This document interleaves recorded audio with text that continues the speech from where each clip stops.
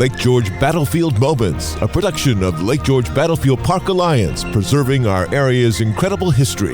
A weekly feature on Lake George Radio, 93.5 FM, and live streaming at lakegeorgeradio.com. Here's the president of the Lake George Battlefield Alliance, John DiNuzzo. Welcome to Lake George Battlefield Moments. This is John DiNuzzo, the president of the Lake George Battlefield Park Alliance, and I'm joined by Bruce Venter, a member of our board of trustees. First, I want to say last week we had a members-only event, the Floating History Tour on Lake George, and Bruce, along with John Eric Nelson and several of our other trustees and volunteers, were the spearheads of this, and it was sensational. So, Bruce, we thank you for that concept and that execution. It was excellent.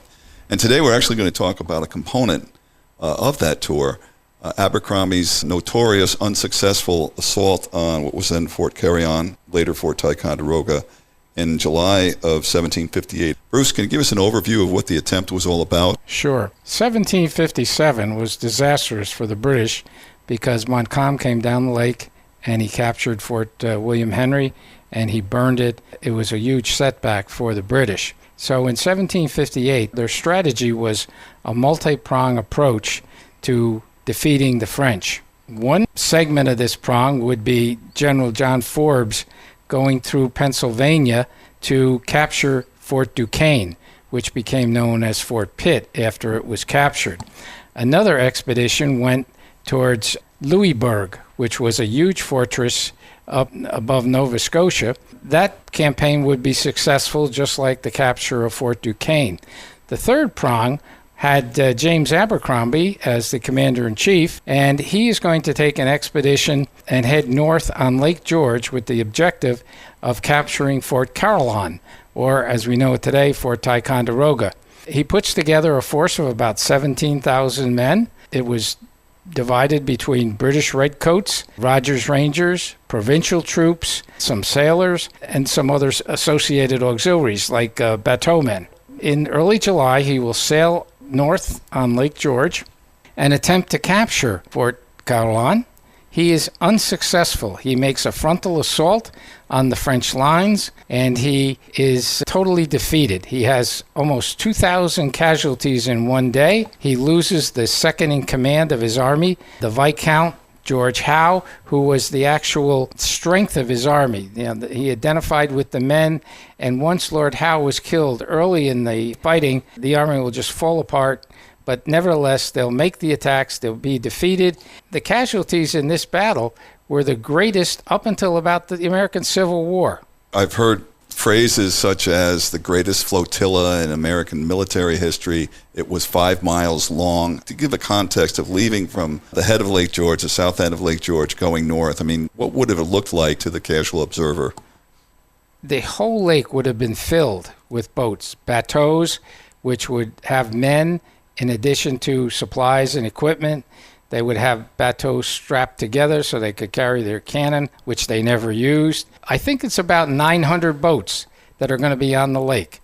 Blue uniforms, brown uniforms, green uniforms of the provincials, the green uniforms of Rogers Rangers, the red uniforms of the British regulars, and it will just be a magnificent flotilla going up the lake 5 to 6 miles long and stretching across the lake.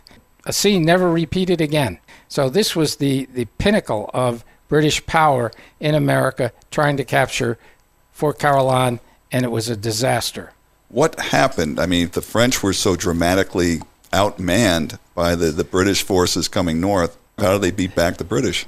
The French had about 3,500 men up at the Ticonderoga Peninsula. The fort was situated in such a way on Lake Champlain that they could easily control Lake Champlain with their cannon.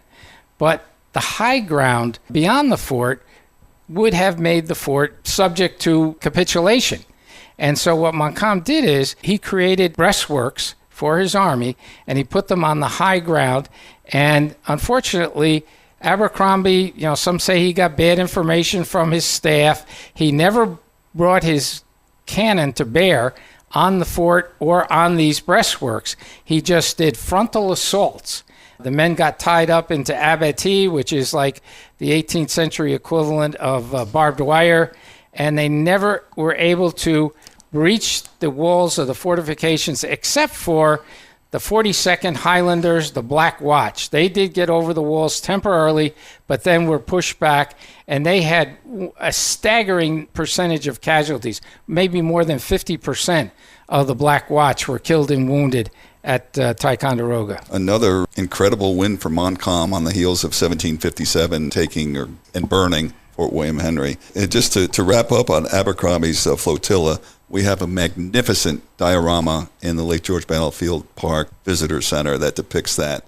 Everyone should see that. When I was a kid, dioramas were great.